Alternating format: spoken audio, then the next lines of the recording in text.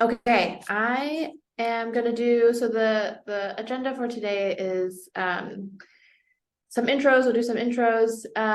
We have quite a few topics, and hopefully everyone who submitted a topic will come. I believe everyone here has submitted a topic. Actually, most of you have, which is great. One thing to call out before I forget, we had an attendee, Robert, who was going to present designs for lightning feedback for Crit, but he had a family emergency last minute. All is well. I believe he just needed to help his grandmother out with a car that broke down. But he was going to present designs, so now we have that slot open. If anyone's feeling spontaneous, has any designs they want to show, we can definitely slot it in. If not, no worries. I think we have enough topics to probably cover the hour, but thought I'd open it up to you guys in case you saw that that slot was closed after Robert had selected it. So just let me know, either unmute or put in the chat. For those of you who are new to design rounds, a couple housekeeping things. The first is usually there's too many people to do intros. I think today we have more of an intimate group, so maybe we can get through intros. Regardless of that, though, if you go into participants, you can edit your name. And something that I think we found helpful is if you edit your name to just your name at the company that you're at, then it's sort of like this passive networking thing that we can all do. So I'll change mine as well. Angela Liu at Flexpa.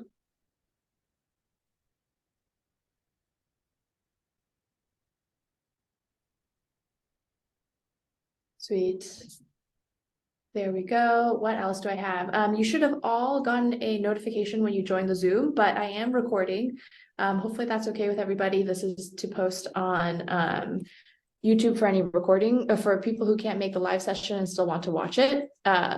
People like Emma, she was so kind to pop in and say she can't make it, but she'll be watching the recording afterwards, so it's helpful. And then what else do I have? Cameras on is preferable. You know, talking to a bunch of boxes, it's nice to see human faces. I know, Kanan, you said you're shifting your setup a little bit, no worries. So whenever you have a chance, that would be great. And then to keep things organized when we're having the discussion, in the reaction section of your Zoom call, there's a feature called raise hand, in case you haven't seen it. So we'll just use this to order ourselves for the conversation. And then you don't need to wait for me to call on you or anything like that. As soon as you're the next box up, go ahead and just unmute and chime in. Okay, let's see. Any questions before we dive in? We have quite a few topics today, which I'm pretty pumped about. Alrighty, since we have a small group, I guess it doesn't hurt. Why don't we go around and do intros? So I can start and I'll just pass it off to somebody else, and then you can go ahead and pass it off to another person that you see. And we can just go through just your name, your role, the company that you're at, and maybe like what's the latest thing you've been working on or thinking about. Cool. So I'm Angela. I'm head of design at Flexpa. Flexpa is an API aggregator, essentially. So we make it simple for you as a member or any healthcare developer to access all of your claims history, which is essentially your medical history.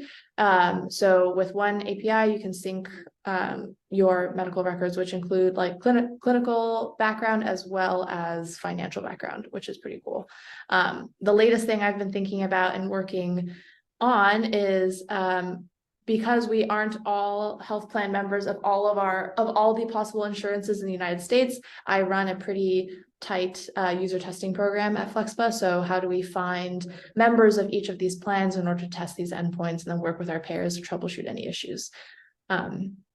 So that's been a wild ride.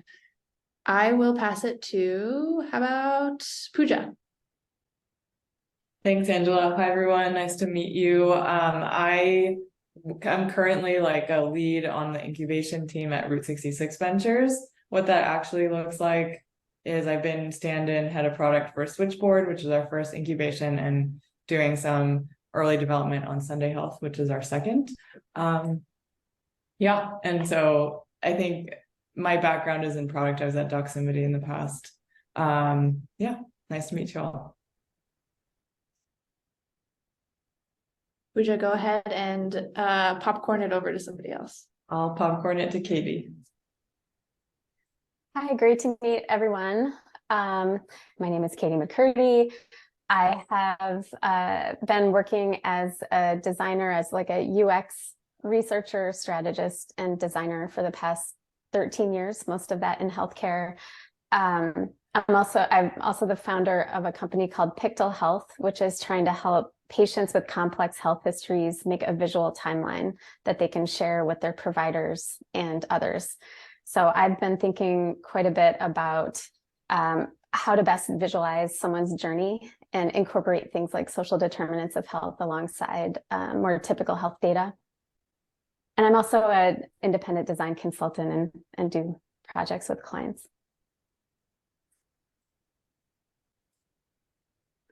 Oh, yeah, I'm going to pass it to Becca. Hey, I'm Becca. I'm the product lead at Little Otter. We're a family mental health company, and about 2 years old as of today, actually.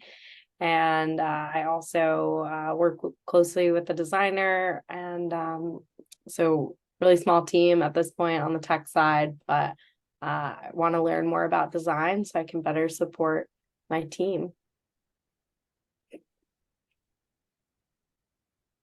And go ahead and popcorn it to somebody. Yeah. Let's go to Dan. Hey folks, I'm Dan. I'm a group product manager at Infinitus. Infinitus as a company is focused on automating various parts of healthcare. We've started on the call automation front, especially in terms of calling payers, which can be a pretty challenging administrative task to navigate. As we look forward, we're also exploring new bets. So my role as a GPM is to sit on top of the new bets incubation. And more recently, I've also picked up owning our customer portal. Yes, as far as things that I've been thinking through more recently, as I've picked up our customer portal, one thing that we don't have to date is a knowledge base. So thinking through how do we provide information to customers in a manner in which is self-serve, but also useful and frictionless. And I'll popcorn it over to Ernie. Thanks, Dan. Hi, I'm Ernie Guaimano. A director of product design at Kairos. One of several. I'm part of a legacy company called Epion. We were pretty recently acquired. Kairos is now the amalgamation of 3 separate acquisitions over the last few years. We mostly play in the scheduling space, both from health plans and from providers, sort of directly integrate on that side. And then we also do intake, which is the legacy Epion product, which I oversee. And yeah, there's a lot on my mind lately. But one of the big things I think after going through this merger is trying to understand how we can really leverage our existing solutions and better serve patients, because we are so spread across different verticals and horizontals within health systems, within payers and providers, that I think we really have an opportunity to help patients find better care, and that's generally what we try and do. So yeah, no specific projects, but in general. I will popcorn to Kanan. Yeah, thanks, Eddie. Yeah, my name is Kanan. I'm a product lead at healthtech. So healthtech is a virtual primary care clinic, primarily where we are focusing on the DTC space to start with, allowing users to select a virtual PCP. So we've made our flow in a way where you can actually evaluate multiple doctors, look at their profiles, listen to their philosophies and video, and then select a PCP who's going to take care of your entire health, as a real PCP, including medications, lab tests, referrals, and that's so. And from a financial standpoint, we are running a hybrid model where user needs to subscribe to HealthTap so that they get access to the primary care doctor and also access to messaging. And we also charge for each visit, right? So, but we made it in a way where it is quite affordable for someone who doesn't have great insurance or is sort of is looking for or is not underinsured or uninsured, right? And from so I think so our aim is to become one of the largest virtual primary care clinics in the country. So hopefully we'll keep moving towards that. And from a metric standpoint, I primarily look at retention and satisfaction. We've had some really good numbers with respect to satisfaction because we figured out when people get a good primary care doctor, they tend to stick around with us because it is a matter of convenience, affordability for them as well, right? But of course, the challenges for us are primarily about customer acquisition because DTC is an extremely tough space. Unit economics is not easy to work with. And crossing that chasm from DTC to B2B is not an easy play, right? Especially for as a product company, we're extremely design focused, user experience focused, right? So the challenges about how do we sort of balance customer experiences with good medicine and good clinical practices.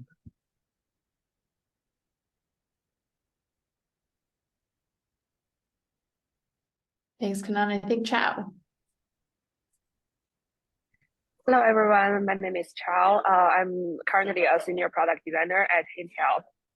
Hint is a product like we are empowering the DPC practice.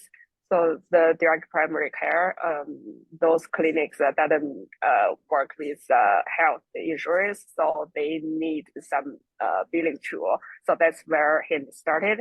And we also last year we required a EMR. So currently we are working on the way to make an all-in-one product for DPC. And currently I'm working on a redesign project, and I also submit one of the topics in today's agenda. So that's like how are we going to educate user and also make the redesign rollout smoothly, because right now we are working through a design system for designers, like internal team. We all understand like how important and how and how useful design system is. It will save us a lot of effort and engineering work if we have components to use. But for the users, are we really creating like more value for them, or are we simply change? Like they will be like, oh, it looks different, the color is different, but nothing else changed. Or even worse, like they are like, you change this thing and now I cannot find it. It's kind of interrupted to their current workflow. Especially like our user providers, they are like really busy with their day-to-day work. So that's kind of my struggle about how to make that happen smoothly. So yeah, that's it. Thanks, Chow. That's a good segue. So why don't we can jump into Chow's question first. So you just heard it straight from Chow. I'll recap a little bit because I added Emma's question into here as well. Emma unfortunately had to drop off for a demo that she's giving. But all in all, like Chow said, I think both Chow and Emma are interested in hearing like what are some tips of thoughtfully rolling out redesigns or just general iterations to digital experiences that impact either the patient or a provider's digital flow, digital experience, depending on who your users are. So some main considerations that were pointed out are it could be an interruption to daily work for a provider, or it could just be for a patient, change is always hard. There's always a learning curve. What are some of the successful or unsuccessful launches and examples that you guys have had, and what made it so?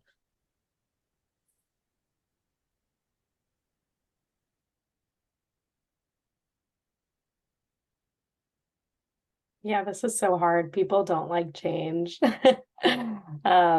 So I'm trying to think, how many people are at play is a good question. Also, what are the different user types? This software. Oh my God, that's I don't have an exact number on top of the thought.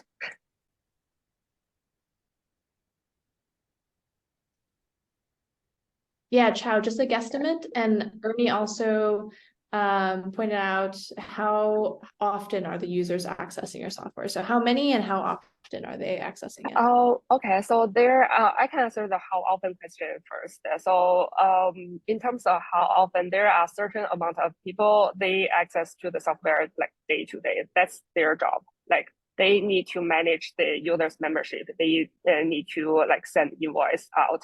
They need to check if the information is correct. Basically every day. And to answer the how many people, I can have a quick check. Just give me 1 second. You guys can keep going.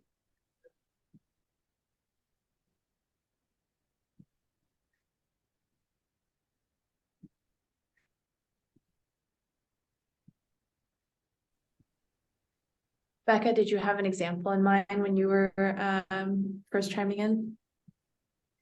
Yeah, I didn't get to oversee the full rollout of a change, but I started to design a new system for primary care doctors and got a lot of pushback. So we did do a lot of user testing.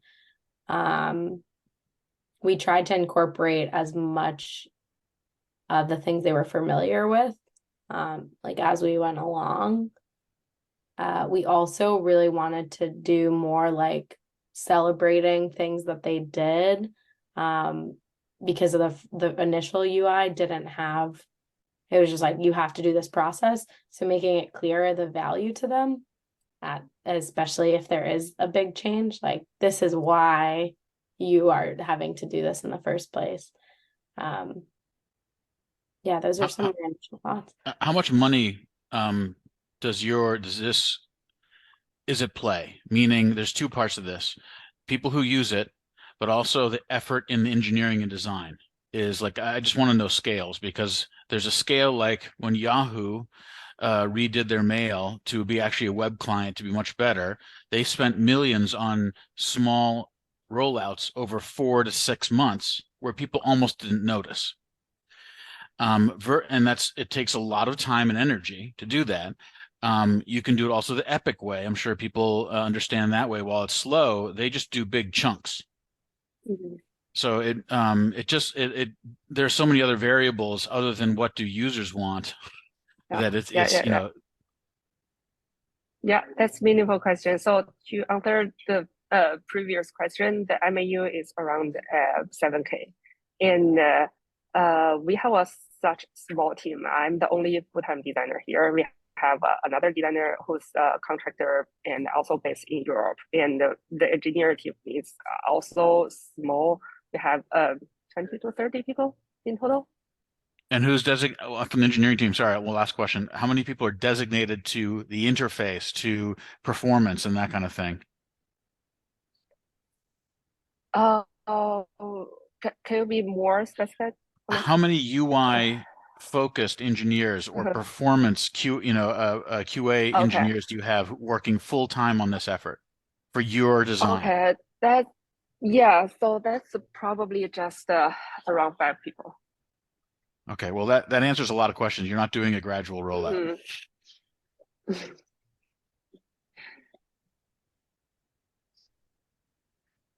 Any other thoughts? That's my pessimism. And also, sorry. Sorry, it's okay.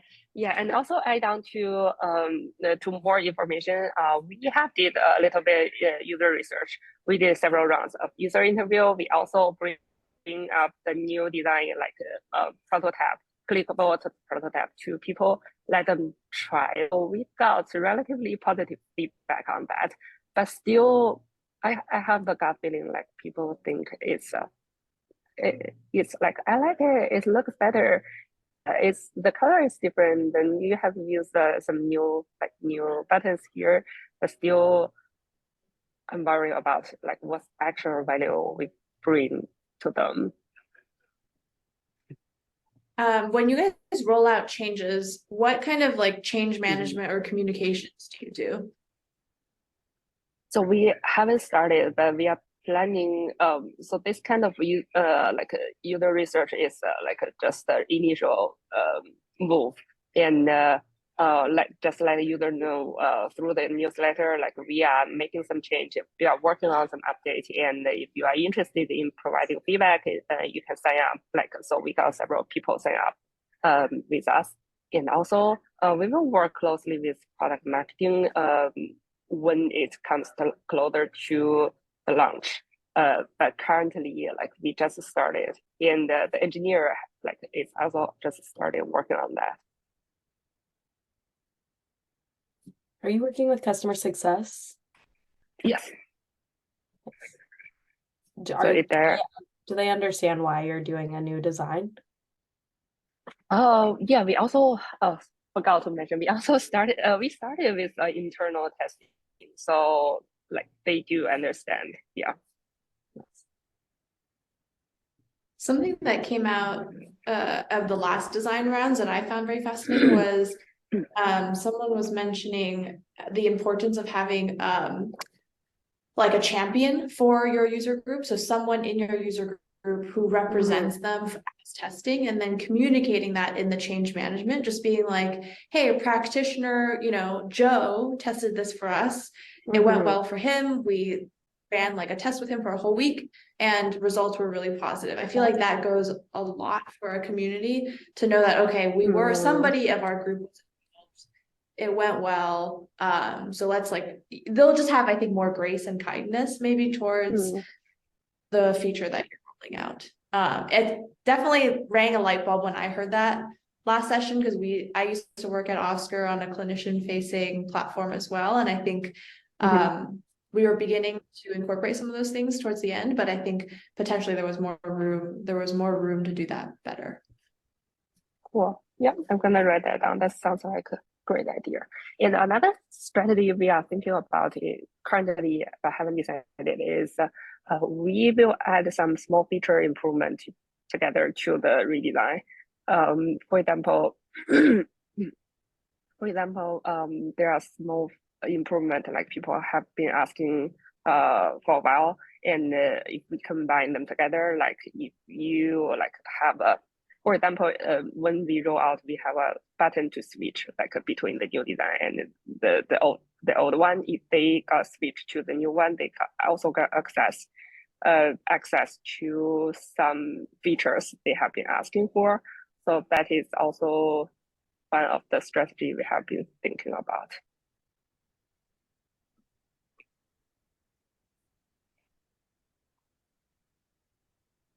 I was reading Yuhan's message in the chat as well. Yeah, me too. So the button that you're saying is a button to unlock the new features? Oh, so like we just redesigned the navigation of the product. The way we doing that is we have a toggle or a button like called like starting using our new navigation, and there are periods of time they can switch back to the old one. But after that period of time, we force everyone to use the new one. So we are thinking about you the same thing for the redesign of the whole page, and also combine the design with some feature improvement. Andrei Herezmachuk has a whole bit on the Lightroom UI evolution, where his tenants, when he was working at a the small no name company called Adobe, didn't have the ability to go back in UI. They made that mistake on an early version, and it completely screwed up the workflow for like half the people. And then QA and monitoring and maintenance and help just became a nightmare very quickly. They are working at a different scale, but Andre has a whole talk about it. You may want to Google it, to just make the snap decision and go. And there's going to be a little pain, but ultimately, if it's a better service and you've tested it, that's, at your small scale, consider it. If you just look Andrei Herezmachuk Lightroom, and you probably will find the talk. Okay.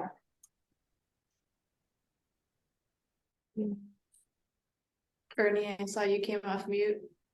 Yeah, I mean, maybe outside of methods that you can continue to use to, well, one, to improve or sort of soften the transition, and then to continue to validate before you do launch. But what's the culture like at Hint in terms of if you do find that this is maybe not successful? I'm assuming you're probably your PMs or whomever might be monitoring some key metrics before and after the change.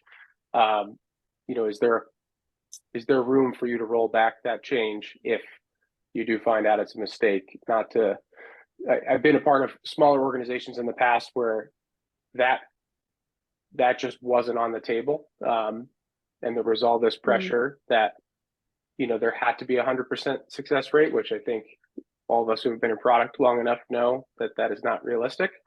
So I'm wondering if that's adding any sort of downward pressure on you, but yeah, just something I'm curious about.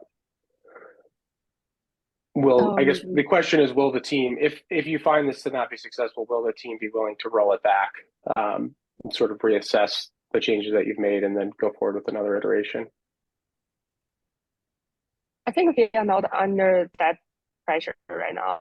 So, and the team is aware of that. So, we are not planning to change it back, but probably we'll keep improving. Not that I would plan to change it back, but having the ability to roll back those changes is always nice. Yeah, that's true. Okay, I'm going to move us forward one topic. Feel free to keep chatting in the chat about this, but the next one comes from Katie. And the question is, bless you. And the question is, how do you find time to make regular usability testing a part of your process, even with a small team without a dedicated researcher? Yeah, I was just curious if there are strategies that others have found to be successful to kind of keep up the cadence of, testing prototypes, getting regular feedback, and not letting that fall by the wayside.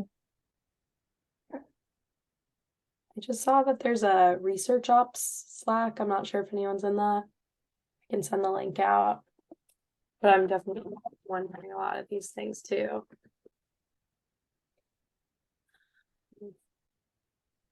One thing I heard, go ahead.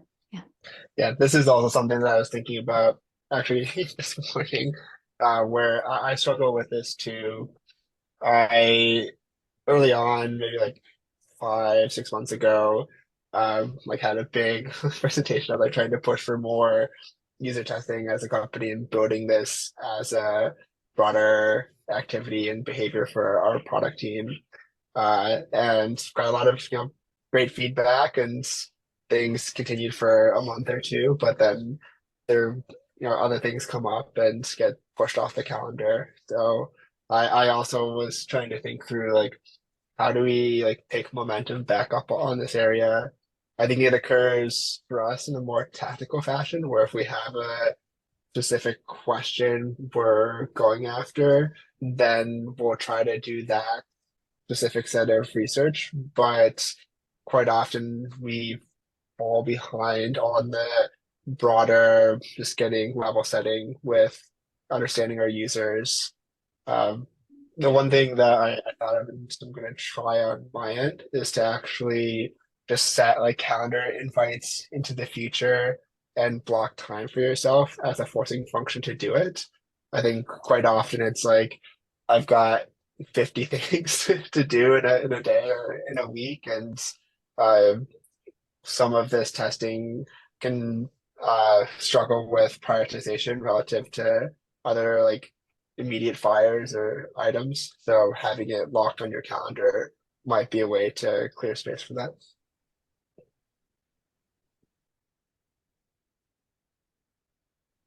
Are you going to say something, Angela? Oh yeah, a clarification question, or one that I think maybe makes a difference to the answer is: are your users internal? Are they employed by the company, or are you trying to source them from the world? Because that obviously sets different expectations for frequency as well. Source them from the world. Yeah, so currently it's clinicians, researchers, and potentially parents. And so one thing we've been doing is just using Calendly and sending a link out. And then we encourage some people to send the link to their friends because we've been paying them for their sessions. So one person sent it to like all their friends, and all these meetings got put on my calendar. So that's actually, that's sometimes a bad thing, but it's a good thing, like you're saying, Dan, to have it just on the calendar as a forcing function. This is coming up and we have to get something ready to put in front of them. That's probably not a long-term strategy. One idea that I heard that I thought was really interesting is actually embedding something into the product, inviting people to give feedback, to basically set up a meeting using Calendly and give feedback on the product, so that you don't have to necessarily do a lot of proactive outreach, and maybe that can be something that lives in the product. We're not at that point because we don't have a live product yet, but I thought that was an interesting potential strategy. Something else I've seen, if you guys have heard of Neuro Health, they're like a virtual headache clinic company. They sent out an email to their users who are like active subscribers and said they're going to have like a little advisory board of sorts, and to join it. And so for your users that are more active, then you have captive audience over a long period of time, and then you don't have to go out and source every single time too. I thought that was pretty smart. That's cool. Yeah, I think that's really useful, especially if you don't hit them up too much. I think if they get too familiar with the product, they might stop having that kind of new user eyes. But I think both are helpful. I think getting regular feedback from active users versus kind of the fresher look. Another method, if you don't have a live product, is if you have a marketing website. I wonder if there's some hook that you can add there too. Like, we're still in beta, but join us for like to conduct research, and there's maybe some perk that comes along with it if you do. A good idea.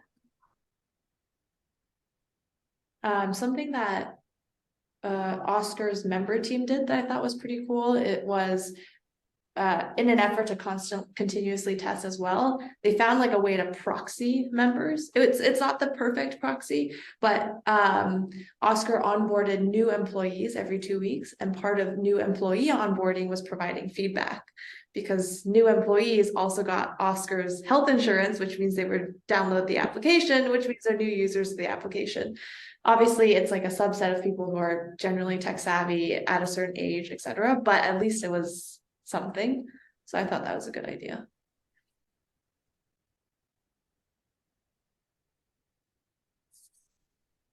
Johan said Cool. Mechanical Turk into it. Yeah. Although Thanks for the notes. trying to communicate with AWS might be one of the worst things in the world. All right. Let me go on to the next question.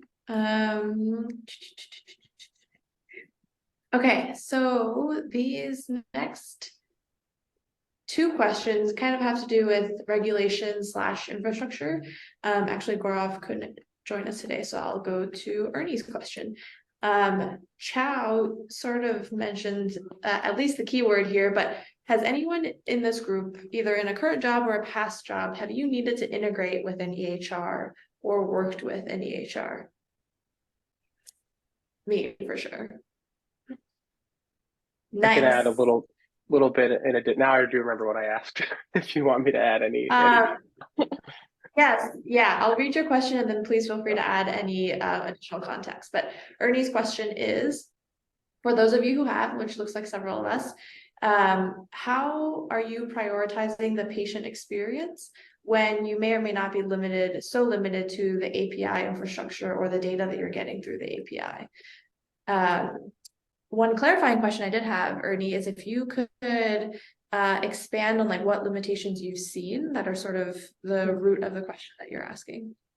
Yeah, I think a little bit more of our current situation might be helpful just as context. So I think part of what we're doing in terms of these companies coming together is we have customers across pretty much every single EHR there is. And there are services, things like Redox, et cetera, which act as an integrator to multiple EHRs. I think what we've found, and as an integration first company and the business side of healthcare really driving a lot of our revenue, the patient often gets pushed to the side. And I think those companies that are working on these multiple integrations, unfortunately, standards like HL7, you sort of end up with the least common denominator, right, between these EHRs. So someone like Athena might have really robust API for something like your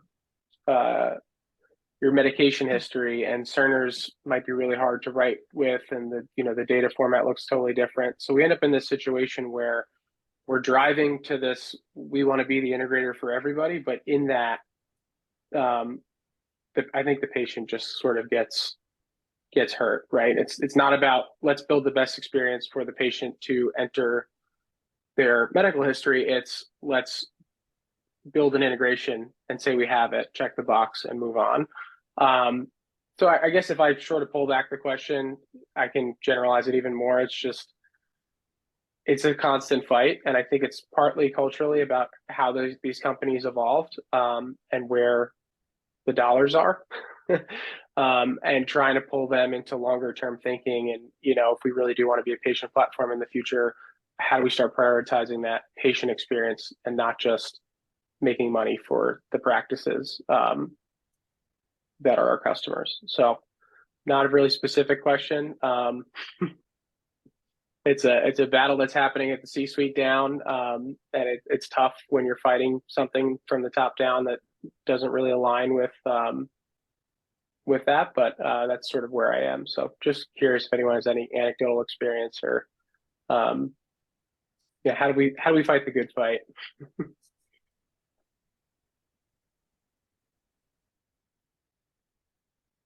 To add to the question a little, this is also a problem I feel very intimately being at a company that builds on top of patient access APIs. Part of my job is troubleshooting with our payers.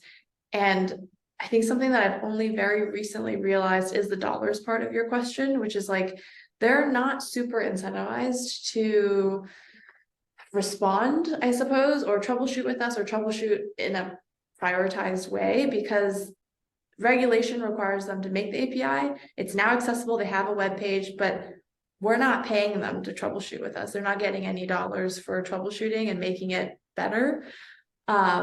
Something that we are working on, at least, is just like trying to mobilize the forces almost of other people who want to make change happen. So like, how do we put out more educational material on our blog?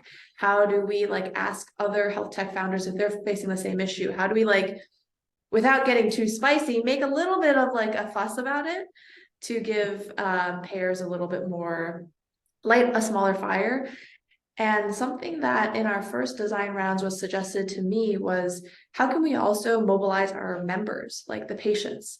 Can they start sending support messages in their portal? Like, how many avenues can we use so that we really show the payers, like, or, well, for us payers, but for EHRs, for whatever company is building these APIs for us to interface with, that a better user experience is needed? Because without going to that company and doing the engineering work, what else can we do? But I totally feel that pain. Curious to hear what other people have to say. Yeah. I'm curious to, sorry. Go ahead. I think having data, being armed with data, right, of like all of our Cerner people rated this experience a 5 out of 10. All of our Epic people 2 out of 10, like whatever that data is going to help you, internally, externally, and it tells a good story. Fighting for that data has been tough too. Out of sight, out of mind. Customers are paying, they're not complaining, and we don't even want to collect the pay. So that is definitely where we've tried to start. But yeah, allowing or getting permission to even ask for that patient feedback has been difficult directly in the experience. What about, do you have tracking of like drop off or time things take? That's about it, right? We're like very limited in terms of sort of interaction within, say, a page or, you know, form or step, whatever we're collecting. It's very high level, and those metrics look great, right? So, but there is no, we have a lot of qualitative evidence to suggest otherwise, and it's just mostly ignored, which is tough.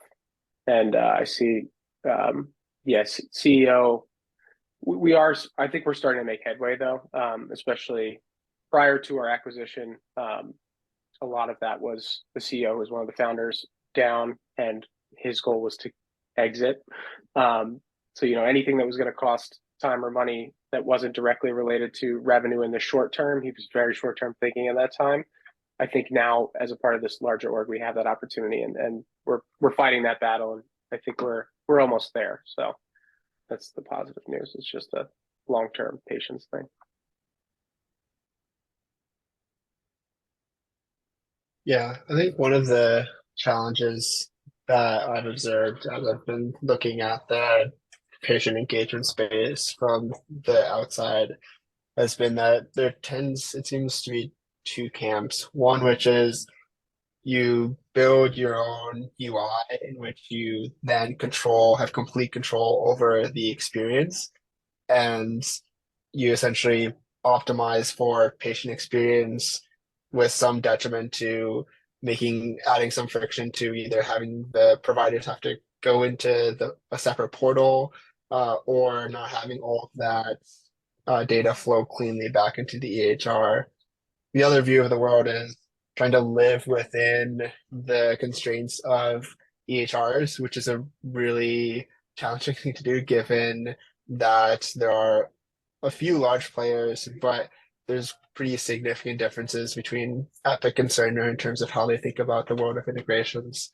And so you end up then kind of running into a whole separate set of challenges where you've prioritized highly on the provider experience and having that fully integrated into the workflow. But from a patient experience standpoint, you have pretty strong rails on what you can actually deliver and customize. That's not a actual solution to your problem, just me trying to think through as well. Is there an actual middle ground there? From what I've seen to date, a natural thing that has come up from time to time is owning your own experience and then having an RPA layer to essentially navigate through the EHR and import or control that data, whether you don't actually have clean API access. The only problem is that most hospital security teams absolutely hate this, and actually have for certain large EHR vendors, which I'll remain nameless, have explicitly written into their contracts with hospitals that RPA is prohibited. So I think we're also still trying to wrap our brains around how do you deliver that from a pure software perspective.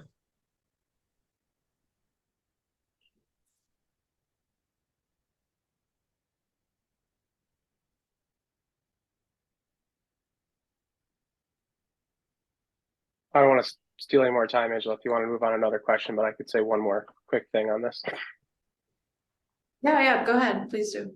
Yeah, and I think if I kind of pull back to the corporate strategy and as we get more involved about long term what they're thinking about, Dan, I think a lot of the things you said make sense in terms of those two different camps, and I think we're in the camp of let's follow what the EHR is doing for the sole reason that the goal is expansion as quickly as possible, because they feel like it's a let's expand, have enough teeth in the market to where we are a large enough player to influence how everyone is collecting data, rather than the other way around, build the great experience and then make everyone come to us. It's let's hit as many of the markets we can vertically, horizontally, different payers, different providers, hospital systems, etc. If everyone's using us, now we can be really opinionated about how all of these things happen and then focus on the user experience. But in the short term, it hurts because you'd see us making those compromises. And yeah, especially on the design side, if you're intimately involved with your users, you feel that pain. And yeah, it's not a fun pill to swallow day to day sometimes. Yeah, I certainly empathize and I'm going through that myself. Just looking around the room, it's funny to like see the topic of EHR integrations come up and everyone immediately like looks depressed. But to that point, like, how can we all work together and like almost as a crowd go to some of these EHRs and say like something needs to be changed. We're all trying to build on top of you and we really can't do it. I don't know what form that takes. It's probably not like a Twitter storm, but is it a blog post where we're all working together? Is it just like meeting with people as much as possible so that we're coming from every different angle? But because them changing it is good for the entire ecosystem, right? It helps all of us in so many ways. So power by numbers, is there a way that we can all work together to do something? Yeah, I think With like from a more holistic standpoint, part of the openness of certain APIs is driven around a broader open source consortium on what the standard should be as it relates to Fire, HL7, and so like kind of pushing or being active in those communities and advocating for where certain pushes need to be made, especially on the Fire front, is probably the best path, but that's admittedly a very long game to play and a very like technical path for a lot of us where we kind of think more in experience and design. There is a patient experience work group, as it's both a Fire IG in the land of a million IGs, and as part of HL7 Wunderbarness. Note my sarcasm, but there is a specific work group around it. And to Dan's point, to get 70 data points standardized around patient health for oncological care, it took an Epic and every single EMR vendor and most hospitals in the United States have now adopted it. Anyone want to make a guess on how much it took and how long it took? Okay, well, blank stares and no one gives a shit. It took about 6 years, $35 million, 70 data points, standard across the US. So that gets to Dan's point of it's painful. It's tried all the time, but there is a real user experience IG group now that's been going on for about 6 months that needs a lot of help. Can you send a link? Yes, if I can dig it through my, yes, give me a second. There's also CMS is hosting an HL7 hackathon / conference in July. So I pasted the link down there too, for anyone who's interested. All right. In our last 5 minutes, and I don't think 5 minutes will cover all the interesting things around here, but Yuhan, ever the one with the good food for thoughts? This question is, how are you guys all thinking about incorporating LLMs or AI or assistants or any of that? Oops, ciao. Any of those technologies into your day-to-day work or into your company? And I know that's a lot of like buzzwords, whatever, but I'm sure you guys have all read too, just like there's so much data, both qualitative and quantitative, that makes our industry pretty good for certain technologies to come in and take play. There's obviously conversations around trust and security and confidence in the responses, but still, how are you guys beginning to think about it if you are? ChatGPT to draft PRDs, you like that? It's surprisingly effective. Like even with this, I mentioned knowledge-based work. I had it actually, like I took our PRD template, said like, hey, could you write a PRD in this template on this subject? And because knowledge base knowledge bases and documentation are a fairly general experiential concept, it was able to bang out a like, half decent PRD. There's still a lot of like heavy revision and like pulling in the context from other stakeholders that I chatted with, but as far as like being able to improve my own velocity, that was a lot of fun.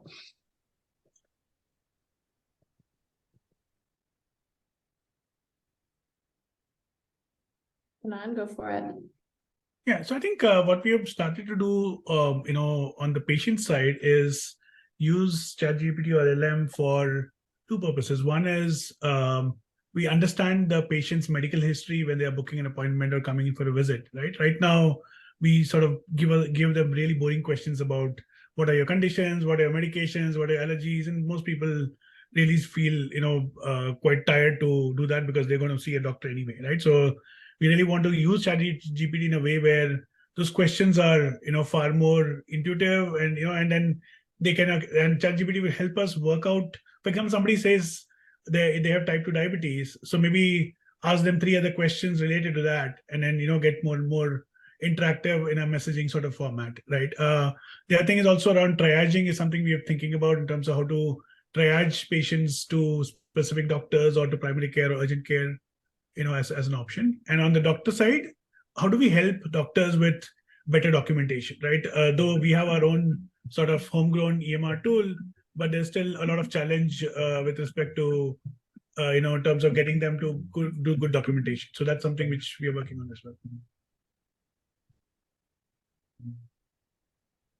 Really quick, our team, we have a Switchboard as a care navigation platform, and so we're pretty early, and so we were needing to seed data on referrals for patients. So we used ChatGPT to come up with a bunch of fake patient stories that we could seed our demo environment with, and it's actually incredibly effective and probably would have taken us like an hour at least to write up many different patient stories. So it was very helpful for that. That's a cool idea. Yeah.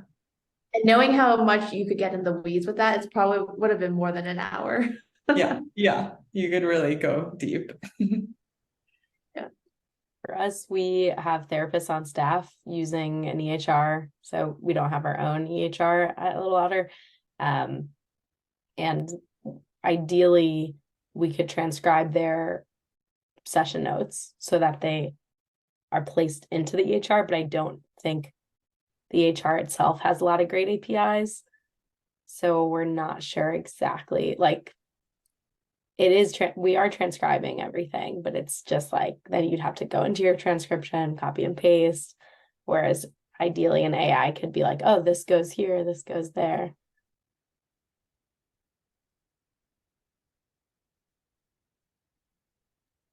Thanks, Pooja. One other thing I just mentioned in the chat is around we're using ChatGPT also for product and marketing copy updates, right? So earlier, if we had to do a copy review, we would have to go to some documentation expert, and, there's a big cycle involved, right? Right now, you ask ChatGPT for 50 options, it just gives you really good ones, and you can keep really generating and get your copy out there. Totally. Yeah, I think the patient summaries is such a fascinating angle, and I can't find the article right now, but who wrote it? I forgot, but I mean, I'm sure you all have all seen that ChatGPT can basically pass a medical license test. So like, in what ways can it become a second opinion? Yeah, can it become a second opinion? And there was another, I think it's Eric Topol's article, or maybe it was a different, there's so many that it's hard to like keep track, but a group of providers were given like a blind test of this diabetes metric. ChatGPT plus a bunch of physicians were asked to diagnose based on a set of quantitative and qualitative results from patients. And then a couple of blind professors, providers who were blind to whether it was ChatGPT or it was a provider, reviewed all the results, and 70% of them thought the ChatGPT generated ones were more accurate, more thoughtful, more well-rounded, which is just, I think that says a lot. I think it's very fascinating. Well, I am cutting into everybody's next meeting, but thank you all so much for joining. I guess there's 4 of us left, but thank you for joining. Thank you for all the questions and thank you for the great conversation. Hopefully, you guys got something out of it too, and we can all regroup in the June session.